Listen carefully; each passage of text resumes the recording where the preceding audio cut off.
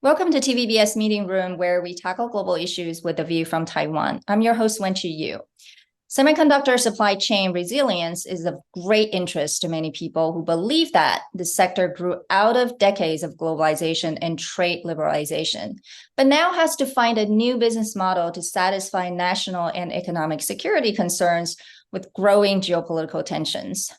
Today, we have ORVILLE Schell of Asia Society and Larry Diamond of the Hoover Institution, two familiar faces to those who pay a lot of attention to China, Taiwan, and democracy. Their newly edited book, Silicon Triangle, the US, Taiwan, China, and Global Semiconductor Security, examines this already complex triangular relationship that is now further complicated by the increasing competition for advanced microchips. Welcome, Larry and ORVILLE. Great to be here. If you can share with us, how the idea of Silicon Triangle came about. It sounds like it started as a working group project. And what was the main concern or problem you were hoping to explore? Well, it started because some friends and I started reading about the incredibly important role of TSMC in one of the most important commodities in the world today, namely microchips. And as tensions began to heat up in the Taiwan Straits, it occurred to me this is really sort of an anomalous situation, to have a company that makes them sitting right on the edge of an earthquake fault.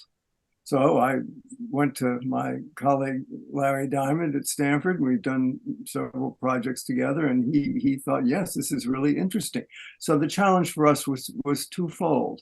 How do we keep the microchip supply chain going, even if something happens in the Taiwan Straits? And second, how do we best, as Americans and as an American government, support Taiwan?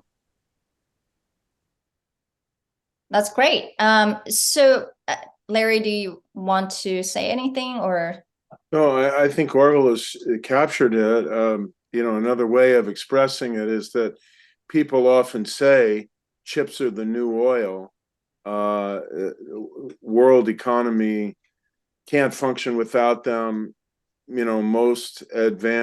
All advanced industrial economies and most other economies can't function without them. No computer or mobile phone can function without them. So disruption in this supply chain could be catastrophic for every dimension of our contemporary lives. Yeah, I think, what's interesting about this book is that compared to all these other conversations around semiconductor, is actually, this assumption about China's intention. And, a few years ago, I remember the two of you co-authored another report, China's Global Sharp Power, which was, I was telling ORVILLE, was one of the very first, in my view, the major narrative change to examine China's intention and influence. That at that time, it was in America, in a less positive way, right? And since then, we've seen a real shift of attitude toward China in the media, in Washington, D.C., and other Western capitals.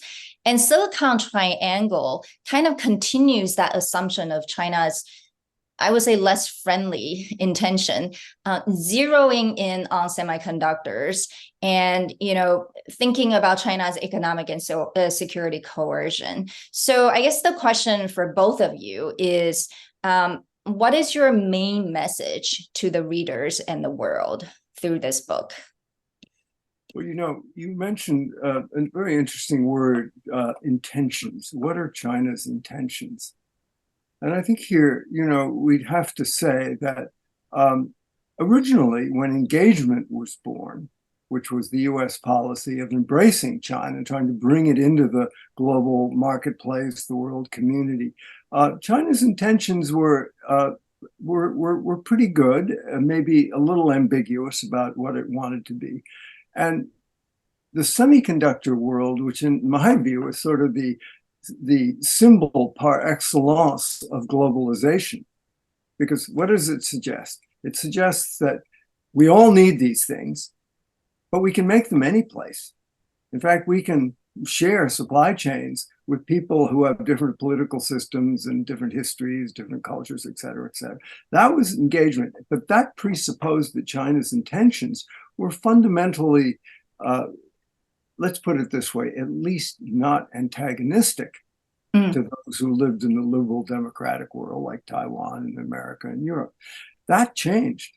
So in a certain sense, behind our report lies a shift in intentions. And I think this shift in intentions really is personified by Xi Jinping's policies, where he, more than anybody, and I've been watching leaders since Mao Zedong, but certainly Deng Xiaoping, Hu Yaobang, Zhao Ziyang, Jiang Zemin, Hu Jintao, all of their intentions were somewhat more friendly, albeit ambiguous. But Xi Jinping, I think, began to emphasize the hostile foreign forces aspect of China's relationship with America and Taiwan. And that's what really destroyed, in my view, globalization and threatens the global commons that make microprocessors. Yeah, I think Wen-Chi, that another way of capturing the message of this book is to look at each point of the triangle. For the United States, we have hard thinking to do about our economic and military security.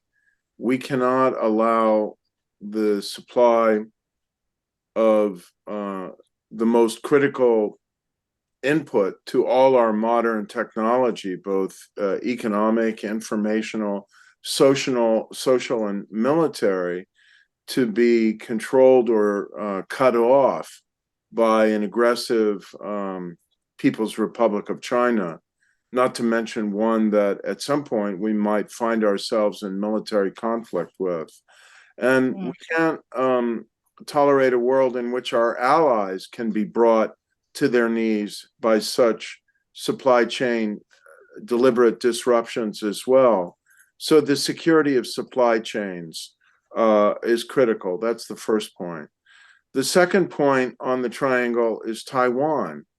And what we make clear in this volume is that we have overriding moral and geopolitical reasons to ensure that Taiwan can be safe and secure and determine its own future without compulsion across the strait, independent of the critical role that Taiwan is playing in the global semiconductor supply chain. But that role obviously accentuates it.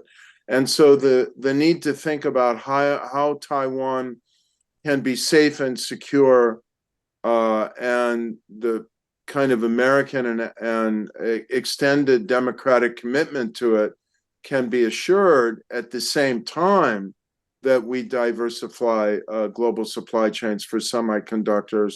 That kind of speaks to the second point in the triangle. And the third point in the triangle is the People's Republic of China. It's not our goal to keep China down. It's not our intrinsic goal to suppress its competitiveness or economic or technological innovation. Our goal is to ensure that China plays by the rules, first of all, including the rules of the International Trading Order, which ban the dumping of commodities in the pursuit of monopoly control of world trade, number one.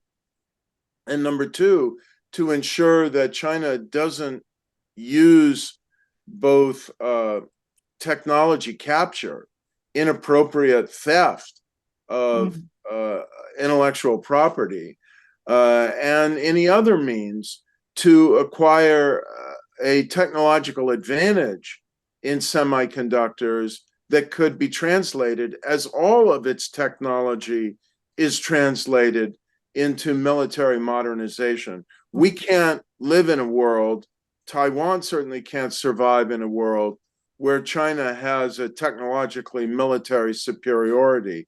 And that's not because we're anti-China. It's because we're anti a neo-totalitarian regime that has opened the possibility of using force to resolve this conflict across the strait. Well, thank you. I think both of you actually touched on, this point that, obviously security is of a huge concern in this overall conversation around semiconductor. And Orville, you also mentioned, Xi Jinping, or under Xi Jinping, the policies really change, from China's perspective, from more of the embracing liberal trade order to a different kind, right? So I would call it, I would just say it's weaponization of economic and business assets. And I think that's become the new frontier of the great power competition, which is really a pivot from a liberal trade order that, most of us have been used to over the last few decades. And the Trump administration really, right, started this new era of trade war in the name of national economic security, and the Biden administration kind of continues it, but in a more, in my view, more thoughtful and strategic kind of industrial policy approach. And in a chapter written by Robert Daly and Matt Turbin, they both suggested that the market alone cannot address many of the security concerns. And I guess my question back to both of you, wish, Turbin and Daly could be here as well. To what extent can these policies based on security concerns be effective and beneficial to the people? Because right now it feels like everything is in the name of security. But is it good for the people? Well, to start with your first question, can the market solve almost everything or a lot of things?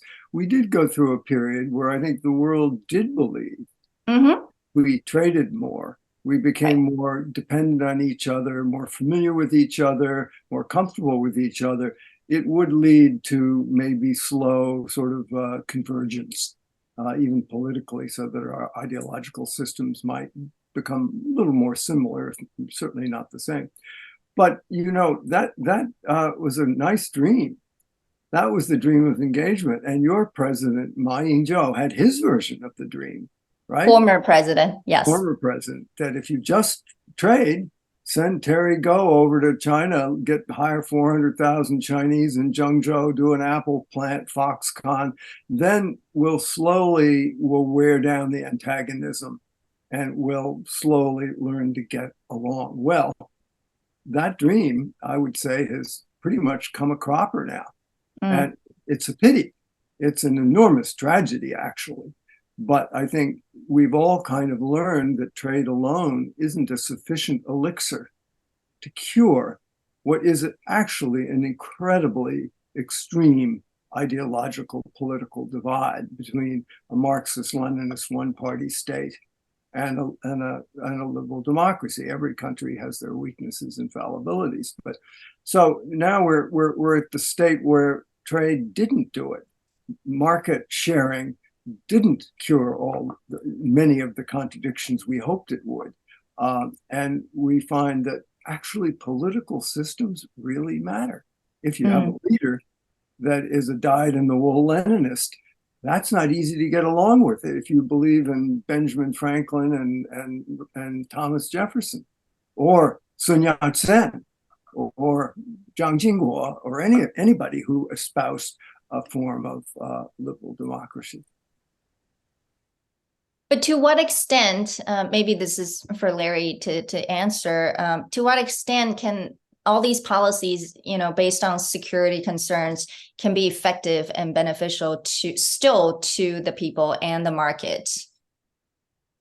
Well, they're not only based on security concerns. A lot of our policies are based actually on making the market work. Right now, we have a lot of market distortions in the United States because of the heavy burden of regulation and taxation, which is making semiconductor manufacturing in the United States actually not terribly competitive and making it very difficult to build manufacturing plants.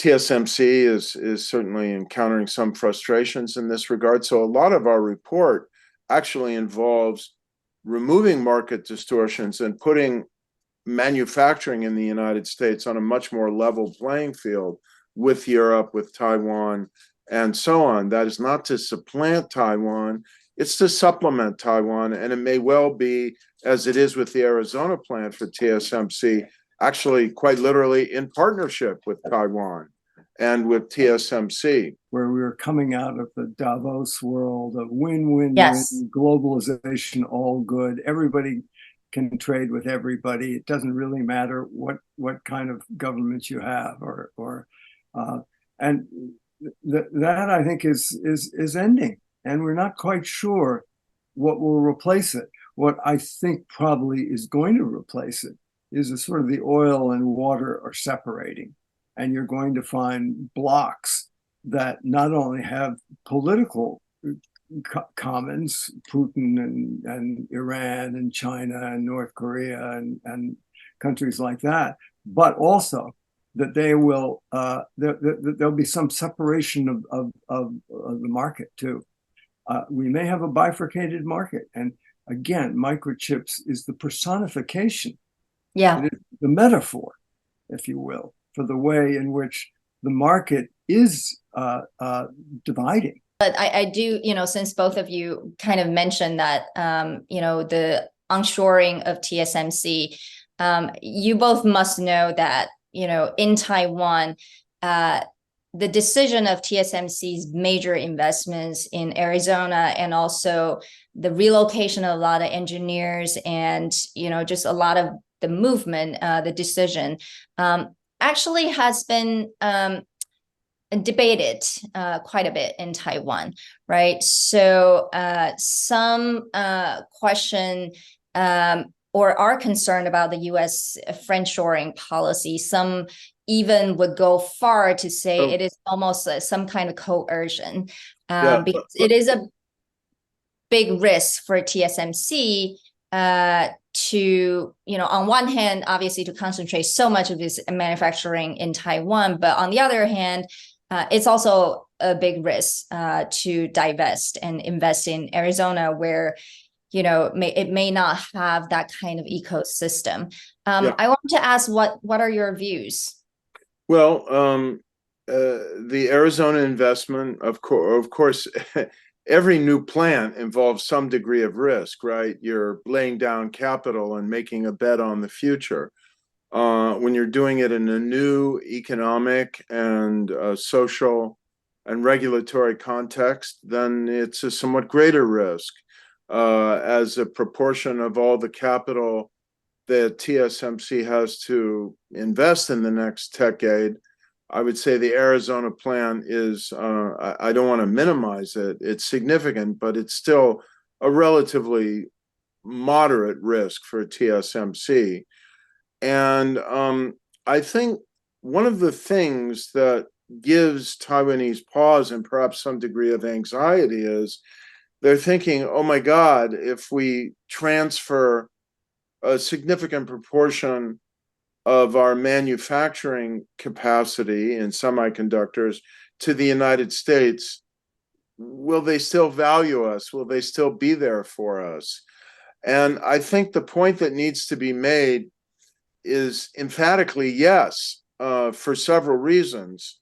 Number one, as we said in our report, whatever degree of friendshoring is going to happen in the United States is going to be relatively modest, both as a share of total world semiconductor manufacturing, as a share of our needs, and as a share of what Taiwan is producing. The lion's share of global manufacturing is going to remain with Taiwan. Secondly, even TSMC realizes it needs to diversify more its sites of production because it's reaching certain limits in terms of electricity, land, labor supply, and so on and so forth. So TSMC in the years to come will need to diversify somewhere. The United States probably will be one of several places Yeah. Japan will be another, and I think there'll be others, possibly Germany. and Yeah. so on. The Right. third point to be made, and I actually think it's the most important point to be made, is that the United States and we need to be better at conveying this, the United States commitment to ensuring that the people of Taiwan will not be coerced into some kind of future that they don't consent to, does not primarily rest on Taiwan's crucial role in the global semiconductor supply chain. It rests on our shared values and on our shared commitment to democracy and the importance for the future of freedom and democracy in the world, that one of the world's most impressive democracies not be swallowed by the world's most powerful neo-totalitarian state. You know, let me just add a little footnote here. I think I know many on Taiwan are a little fearful if TSMC goes off to Europe and America. The silicon shield, if it actually exists, may be weakened in terms of Taiwan's ability to protect itself. But actually, I think what we are seeing is something that is very much in Taiwan's advantage and interest, namely that it is becoming important to the United States and Europe in ways that it wasn't when it was just making, you know, fire tongs and, you know, just consumer goods. So that by moving a fab to Arizona, maybe one to Germany and Japan, suddenly Taiwan is saying, we are real. We have something to offer. And but on the contrary, if I can just play the devil's advocate, you've seen, for example, a few, you know, presidential candidates in the primary elections, you know, basically saying, well, Taiwan is so important when it comes to semiconductor manufacturing. So let's make sure, you know, we have their technologies and capability. But, you know, until the US is capable of producing most advanced chips, then, you know, we don't have to worry about Taiwan. I think it's those statements that truly worry. I mean, you know, obviously people don't know that much about American domestic politics, so don't know how to even make judgment about these types of statements. But it does sound not that positive to people in Taiwan. Well, I think they have to get a little more realistic about what it means. What it means to me is that TSMC is the Foxconn that went to America instead of to China. Is going to build up another kind of dependency and another kind of helps the alliance structure have some real meaning. Now, Taiwan's just a poor little shivering island waiting for the Seventh Fleet to come in and defend it. That's not a great situation. But here, Taiwan has some cards to play. I think they're playing them quite well, and I think it will tie the U.S., Europe, and Japan closer to Taiwan rather than remove a deterrent that Taiwan needs to depend on by having it the full complement of leading edge chips fabbed in Taiwan. Yeah. I wanted to also, you know, discuss a really interesting concept that Matt Pottinger's chapter discussed, constrainment. He explained that a constrainment is a policy to prevent China from accumulating the means to capture a large market share and then cut off the flow to democracies. Basically, he wants to prevent China from being the OPEC of chips. Which is a really interesting concept. And I think we see that kind of concern manifested in the various export controls by the Biden administration. However, just a few weeks ago, Huawei's, you know, Mate 60, which is a new phone that surprised the world. It seems to be a blow to those policies. How do you look at that? Well, there's only so much we can do to constrain China. They've got their own technological impetus, their own talent, their own innovation system. But there are multiple things we can do to ensure a level playing field and to prevent the kind of OPEC of semiconductors residing on the Chinese mainland.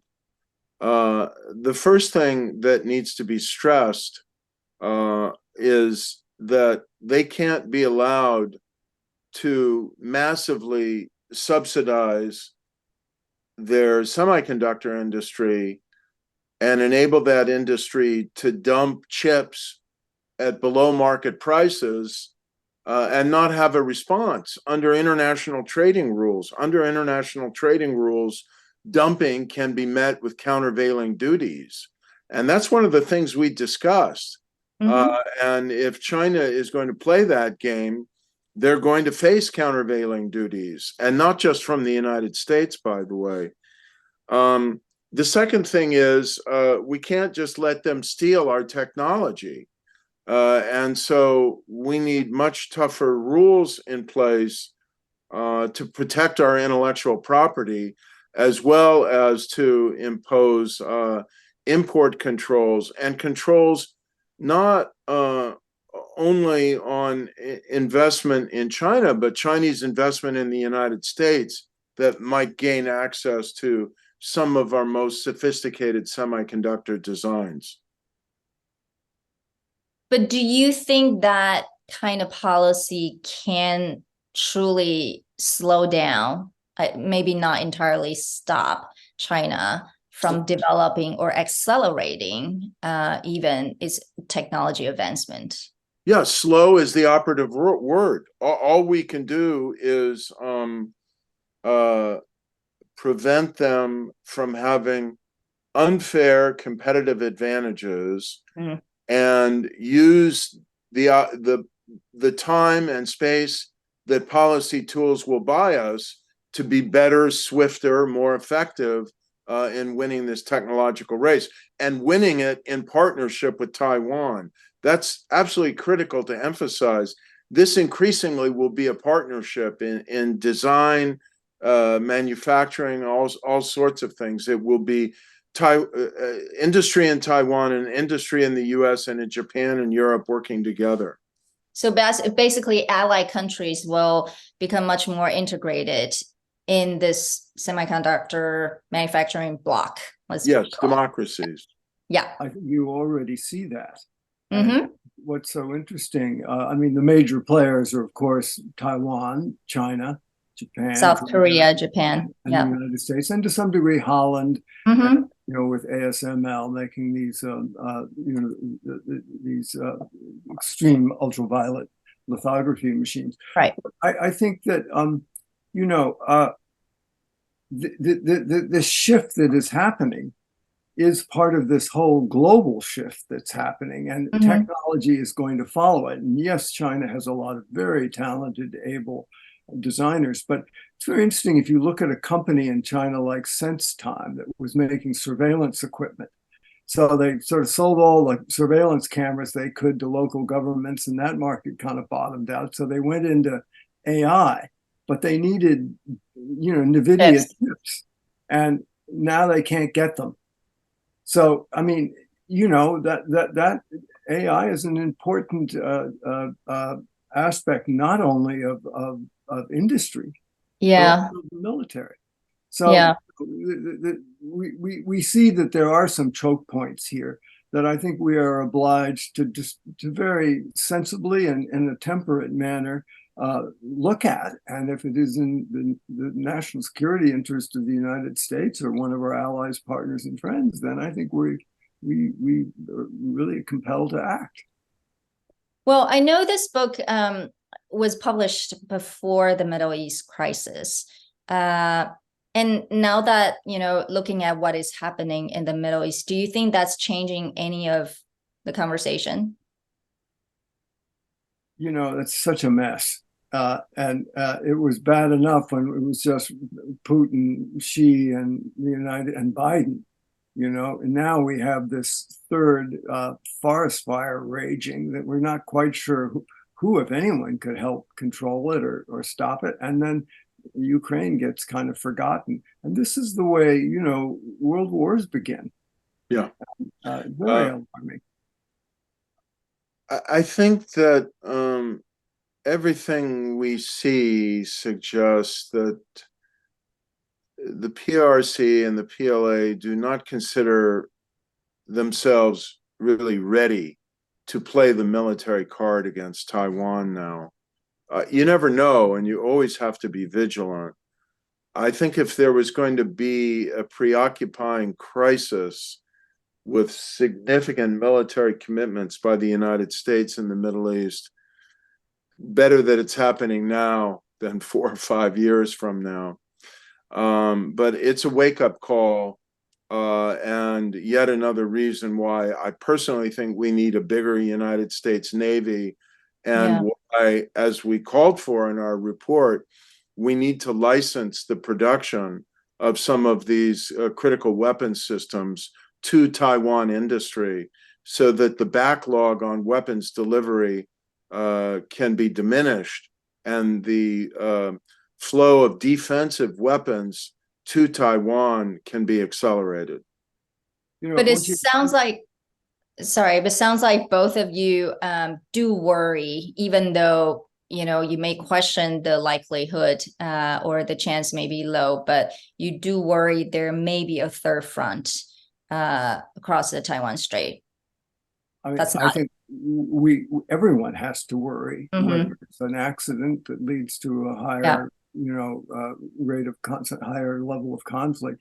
But I think it's important to remember, and I think Larry would share this sentiment with me, we are all refugees from the policy of engagement. That was the hope of slow convergence.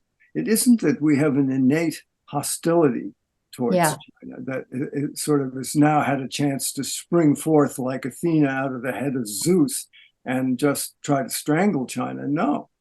I mean, I married a Chinese woman. My kids speak Chinese. I spent half my life in China. It's with a great sense of sadness and an immense sense that I'm watching a tragedy of monumental proportions unfolding as Xi Jinping does exactly what he doesn't, he shouldn't be doing, because he's creating the very environment he most fears, which is hostile foreign forces outside. And these forces did not used to be hostile. So you have to ask yourself, how did that come to pass? Why is this happening? And then, of course, the next critical question is, what are you going to do about it? I think the best thing to be done is deterrence. And of course, in a few months, Taiwan will have the presidential election, which I believe Beijing is also watching very closely, and the rest of the world. And do you think that will change the triangle relationship? Well, of course, it depends on who wins the election. We know who Beijing doesn't want to win the election. I think that's fairly obvious. But I think whoever is elected president in Taiwan, they will be very soberly aware of the volatility of the situation and the importance of choosing words and actions very carefully. So what I think we will not see after the January election and after the inauguration in May is a new president of Taiwan, whoever he will be, who will take provocative steps and actions that might make the situation worse. I think at a minimum, we will see a very conscious and careful effort to preserve the status quo. Any view on that, Orville? Yeah, I mean, I agree. And here, I think, President Biden gets much criticism, but I think he's done a pretty artful job, on the one hand, of pushing back and not being spineless, but on the other hand, keeping the door open. We sent 4 cabinet secretaries over. Now we have Wang Yi in Washington, sort of the latest version. So will Xi-Biden summit happen? I think it looks like it's going to. But you have to ask, well, if it's going to happen, could they change the terms of the game in any meaningful way? I seriously doubt it, but it's a really good thing that they're at least talking. And at least maybe they'll answer the phone if there's a dust up in the South China Sea or something. So it's not bad, but you know, we are frozen. Mm-hmm. The kind of a ice field here where Xi Jinping does not see that he has the latitude because he fears that any kind of compromise will look like weakness. But that's the art of diplomacy. You give a little and you get a little and you work it out. But this is not the strong suit of what Xi Jinping's regime is able to do. So it's a very dangerous time. I think if I were Xi Jinping or an advisor to him, I'd say, listen, don't miss the chance of Biden, Blinken, and Sullivan. You may not have another chance like this to find an off-ramp. And then what happens? Your whole amazing economic boom and miracle could come crashing down around your ears. Why? For what? For absolutely nothing. Yeah. Any last words, Larry, you want to say about Xi Biden summit? What do you expect to come out of the summit? I am not good at predicting. I think Xi Jinping is facing an enormous number of problems now. Mm-hmm. The economy is doing significantly worse than is being reported, and what's being reported isn't very good. He has alienated most of the entrepreneurial class, and many of them are increasingly focused on how they can get their money and their families out of China and even turn their back on the country. You know, a lot of their efforts at propaganda and sharp power haven't paid off as they've hoped. A lot of people around the world are realizing they've been left with a heavy debt burden and are becoming resentful of it. He's got a lot of problems he has to attend to. It would be truly disastrous on the order of what Putin has done in Ukraine or worse if he decided to play a coercion card in the next 2-3 years in Taiwan. So the key is the combination of deterrence, patience, non-provocation, and looking for, you know, some positive ways to find areas of cooperation and mutual understanding. Now, let me just make a final comment here to say that it's pretty gloomy times, but I've been watching China for God, how many decades, I don't want to say. And, you know, what you see right now in China is not the total picture. Mm-hmm. China is filled with all sorts of contending forces that wax and wane and rise and fall. And we've seen it over the last 7-8 decades. And it's going to happen again. When, we don't know. But China is not simply a neo-Maoist state with everybody marching in lockstep behind Xi Jinping. And those other forces which have expressed themselves in the late 70s, the early 80s, the 90s, the May 4th movement, I mean, again and again and again, they will reappear. And we just have to hold out and try to prevent ourselves from running the train over the cliff until that moment. Yeah. Well, this is why I think, you know, both of you, you know, thank you so much for publishing this book. And also, in my view, it introduces a really interesting concept, which is economic deterrence. We've talked a lot about military deterrence, but I think this is an economic deterrence that's manifested in semiconductor chips. So thank you again for publishing such a timely and informative book with such impressive authors. And TVBS looks forward to bringing this book to Taiwan in Chinese very soon. So take care. We do as well. Thank you. Yeah.